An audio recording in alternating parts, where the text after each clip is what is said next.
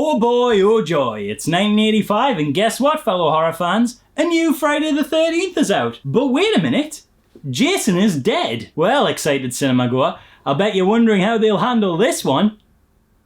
Badly. Really badly.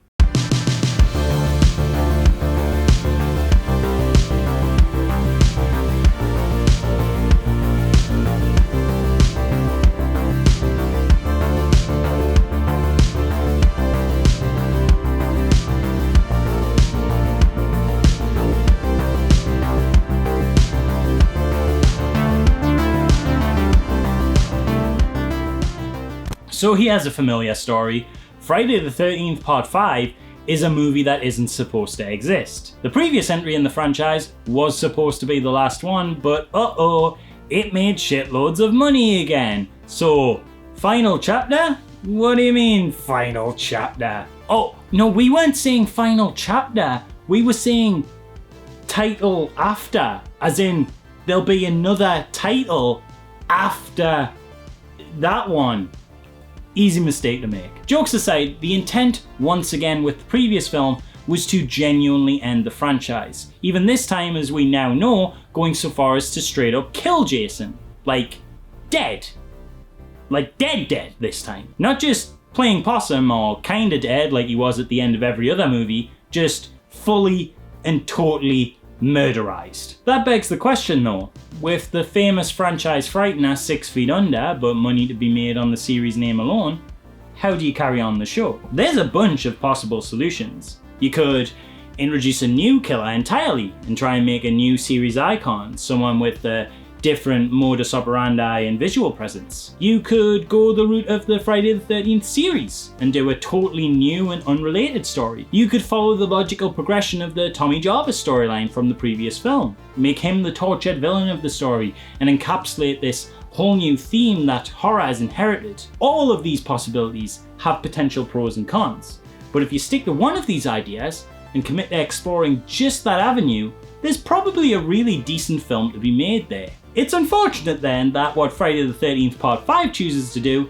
is kind of all free, committing fully to none of them and taking all of the potential cons of each of those options, but not exploring any of those ideas enough to get to the positives. It somehow both plays things extremely safe and yet doesn't give any fans what they wanted. Friday the 13th Part 5 is, in some ways, I guess okay, but it's also the least interesting movie a Part 5 in this franchise could possibly be. The film follows previous film protagonist and first-time Jason Slayer, Tommy Jarvis, although this time as an older teenager. Corey Feldman was unfortunately committed to filming other roles around this time, such as The Goonies, so although he appears in this film at the very start for a dream sequence, this is the only time he shows up, and they had to shoot this in the space of like an hour or so, literally just in his back garden, as that was the only time they could get a hold of him. The shots where you see the back of him, that's not Corey. They just got a small woman to act as his stand-in. I don't know if the plan was to do something with Corey as a major factor in the film, if he were available. Maybe they were going to go for a child age killer initially, and that could have been the film's new and unique hook. But regardless of the hypothetical what ifs, what we got was John Shepherd in the role, who plays Tommy as a shaken up, traumatized and jumpy loner type, who has been bounced around various mental institutions due to still suffering hallucinations of the man who attempted to kill him and his sister. In this film,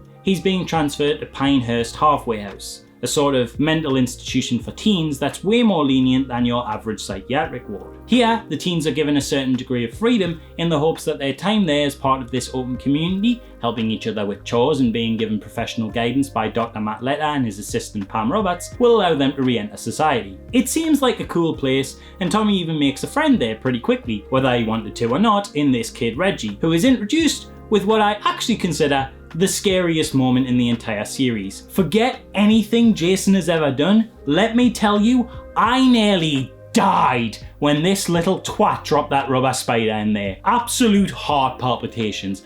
I hate spiders, and the split second in which my stupid ape brain registered this thing is possibly real took about 7 years off my life. Fuck you, Reggie. Not cool. The house isn't without its detractors though, as neighbouring farmer Ethel and her son Junior would happily see the place torn down, since some of the teens from the house keep sneaking out onto her property to have sex. Now before we move on with the plot summary, I feel the need to say something. I fucking despise Ethel and Junior. They are the worst characters, not just in this film, not just in the series, but quite potentially all of fiction.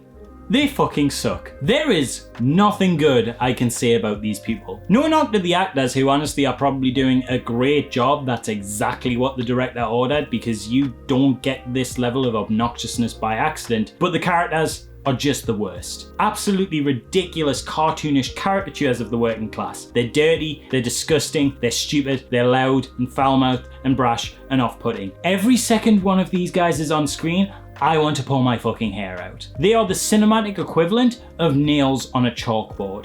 In a series famous for often having characters so unlikable you root for their killer, these two stand head and shoulders above the rest as the complete worst. No one is even in the same league as them. They make an already not great film even more awful simply for their inclusion in it. My god, why?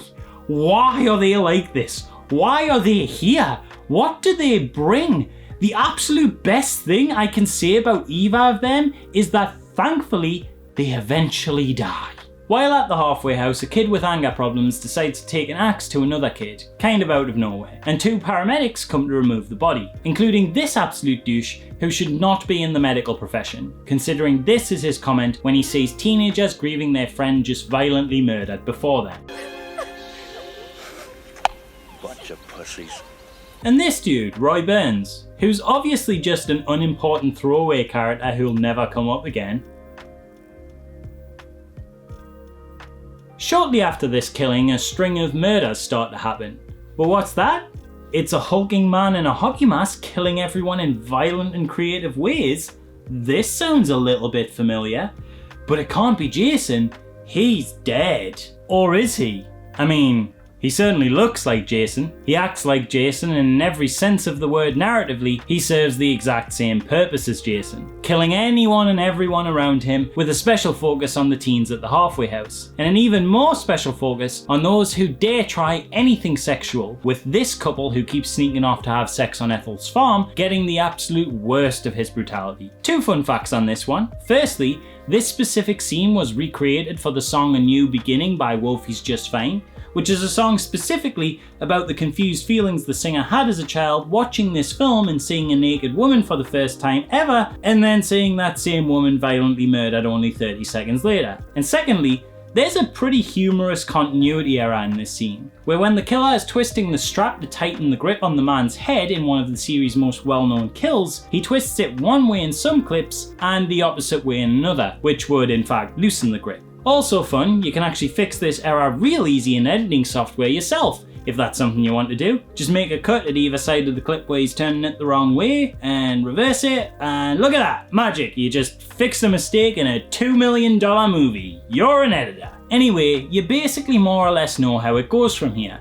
A bunch of people get killed, honourable mention to this girl who I wanted to live just because she's really good at doing the robot, and the song playing here, which is one the actress actually brought to the set herself, is an actual banger, with lyrics that totally fit the franchise. I can't play it because of copyright, but it's His Eyes by Pseudo Echo for anyone wondering. Eventually the deaths stack so high, it's narrowed down to a final girl, who bests the killer in the movie's final act. The only minor differences to the formula here are that Reggie, the rubber spider kid, and Tommy are both present for the final showdown too. Reggie's just kind of there and helps out with the fight, but Tommy on the other hand has actually been a big focus of the film whenever it's not been treading its familiar ground of slashing the occasional teen every 5 minutes. You see, the whole time these events have been going on, Tommy has been this kind of background plot going on alongside the killings. He's dealing with hallucinations and his extremely twitchy paranoia stemming from his trauma, which leads him to extreme overreactions and bursts of violence in the face of even the slightest hint of confrontation or aggression. However, despite this large amount of focus and screen time, this surprisingly very rarely actually crosses over into the main plot. You would think that maybe the story might be that due to his trauma and sporadic outbursts, people might jump to the conclusion that he was behind the killings. Feels like the obvious plotline,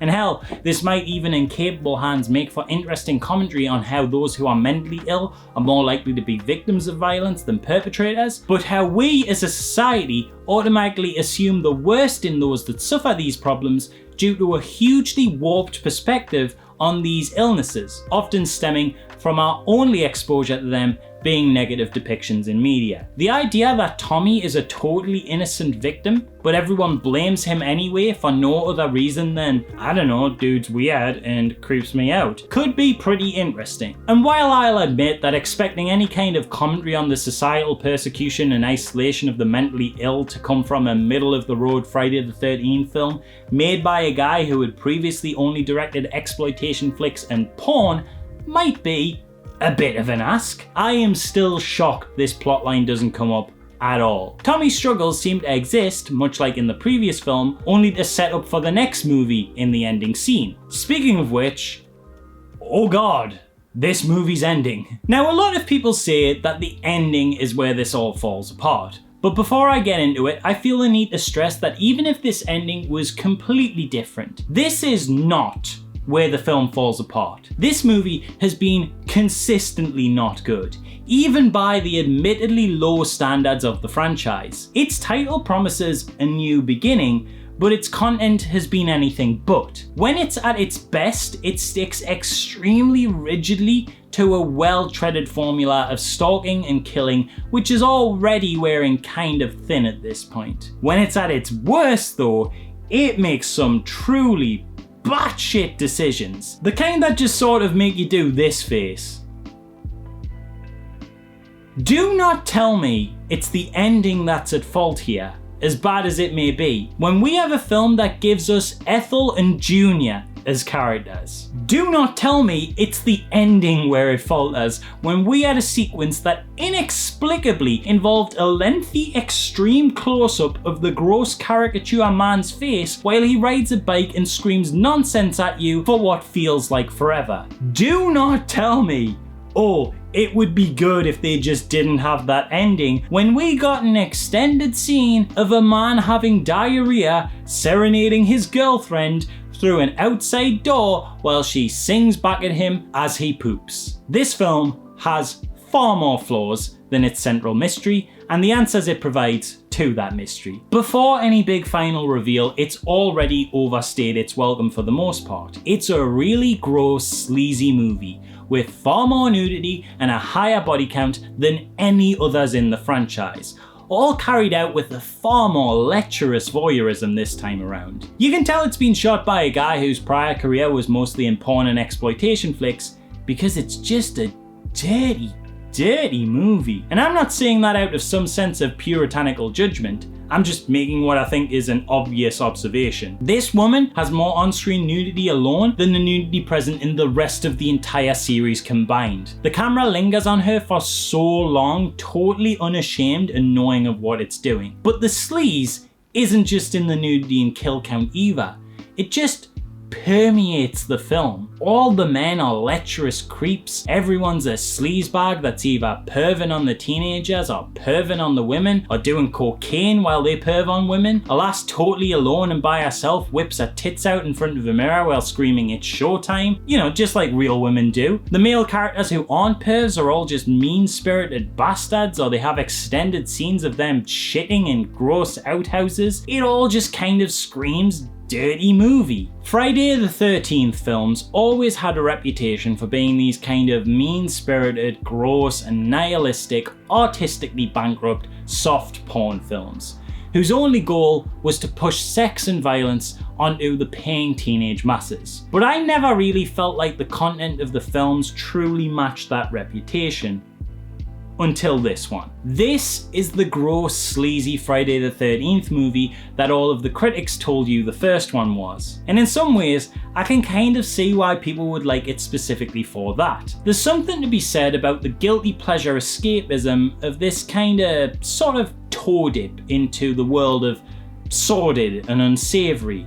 That's appealing in the same way that when your parents told you not to do something, that only made you want to do it more. It's the filmic equivalent of being too young to be in the horror movie section of a grimy old VHS store and reading the exaggerated blurb of some gore-splattered straight-to-video title that's probably a pile of crap, but also oh so forbidden. Friday Part 5 is kind of like indulging in that curiosity part of our brain that saw the cover of Hellraiser when we were 8 and knew it wasn't meant for us, but picked it up to examine further anyway. I get the appeal of it in that sense, and certainly wouldn't judge anyone for finding an entertainment in its kind of unashamed approach, but it does nothing for me. Especially since, while grimy for the time, films like Hostel or The Human Centipede exist now, and make this film, even with its lecherous cast, its lingering focus on bare breast, and its highest in the series kill count, seem practically quaint in comparison. Also, I still haven't even mentioned the really shitty ending. So Tommy, Reggie and Pam defeat the killer, knocking him onto some farm spikes, which causes his mask to fall off, and big reveal,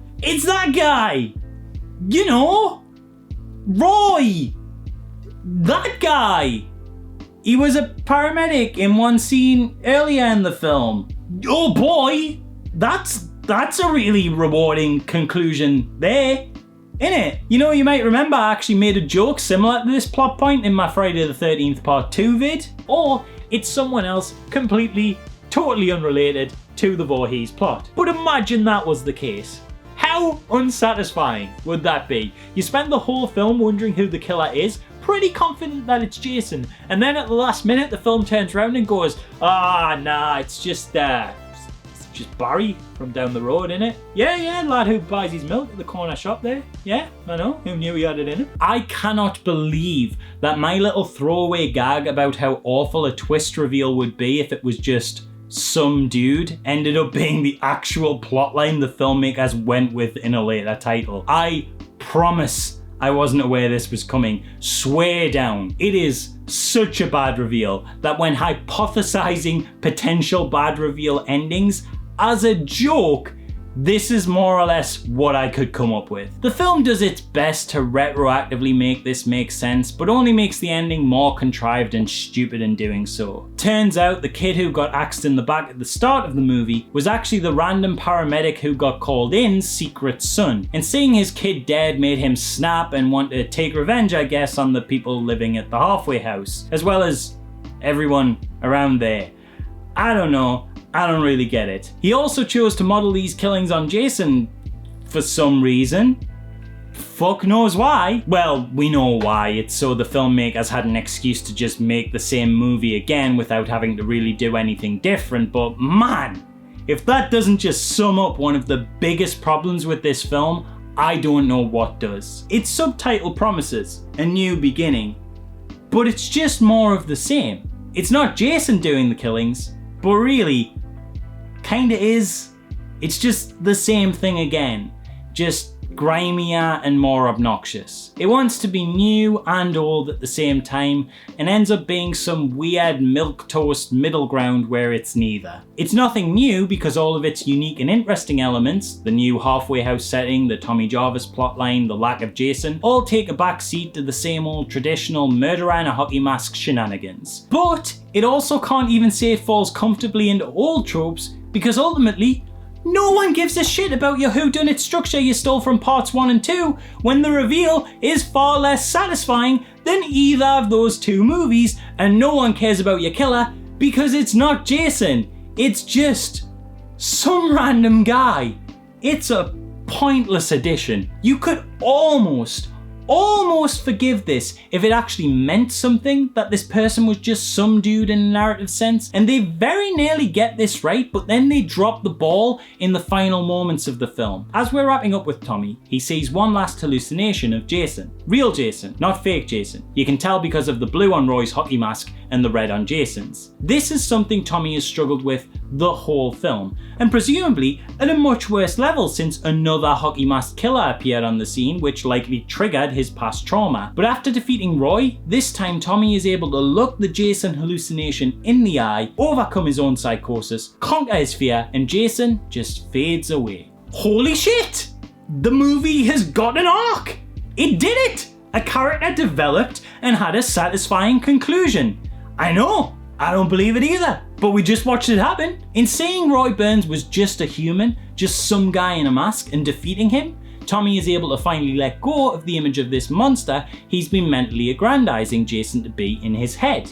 He sees that Jason was nothing more than a dude in a mask, just like Roy, and so Jason no longer holds this mental power over him. This, if intended, is actually genuinely good. It gives legitimate thematic reason as to why Roy Burns needed to be the killer, why he had to imitate Jason, why it had to just ultimately be the anticlimactic reveal of some dude in a mask, because that reveal becomes key to Tommy's revelation. It becomes a fundamental aspect of his narrative growth. It even could be considered to be the whole theme of the piece. The title card of this one even suggests as much, with the mask turning round on its entrance so the audience can wear it. Like it's suggesting that any regular audience member could be the man behind the mask, because ultimately, that's all killers are. And I would praise this if I felt for a second that was the actual goal of the story here, but it's clearly not, because the film absolutely shits the bed on this one and immediately undoes any good they created here by having Tommy just succumb to his psychosis only seconds after seemingly overcoming it, and having him put on the hockey mask and brandish the knife behind Pam for a cheap cliffhanger ending, the plotline of which is immediately abandoned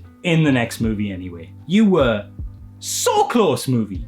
So close! I'm not saying the choice to replace Jason with a random paramedic imitator was ever going to be a good one, but at least with Tommy's arc's ending, you had at least some narrative and thematic justification for it before the lame nonsensical shock final twist. But that's all this one is in the end. It's all shock, no substance. It's the film that's guilty of the crimes that the others often got labelled with. It's a big heap of sleazy nothing, and while by no means the worst in the series, it doesn't do anything for me. I will say though that one thing this movie does prove is that people like this series of films for more than just the tits and blood that fans often get labelled for enjoying. A lot of critics back in the day said of each release that the only reason a paying audience laps up such drivel is for the short-sighted thrill of gore and nudity. But if that were truly the case, why is this famously one of the films in the series that almost nobody likes? I'd say this film proves that Friday audiences are a lot more discerning than they initially got credit for. If fans really only like the series for its titillation, then why is this entry not everybody's favourite? It is far bloodier and far boobier than any other entry in the whole franchise, with the biggest body count, the most on-screen nudity, and some of the bloodiest deaths the series ever had and ever would have. And yet, from my experience, ask most fans for a list of their favourites, and generally speaking, this always comes up as being one of the worst. People just don't like this movie. But many do, myself included, love the next one. And that one doesn't even have a single boob in it. Not one. No boob whatsoever. Speaking of the next entry, guess what's tomorrow? With this video on A New Beginning now wrapped up, we're all set to take on the return of the icon himself with Friday the 13th Part 6. Jason Lives. If you don't want to miss that, then don't forget to subscribe to my Only Dans at the red button below and hit the bell so you don't miss a notification. Please also feel free to like if you enjoyed the video and comment with your own thoughts. And if you're really enjoying this wholesome Halloween, then please consider becoming a patron at the Patreon link in the description to support the channel as well as gain access to some cool exclusives. As always, I'm Dan Drambles, you're watching Wholesome Halloween 2/Season, and I will see you again tomorrow.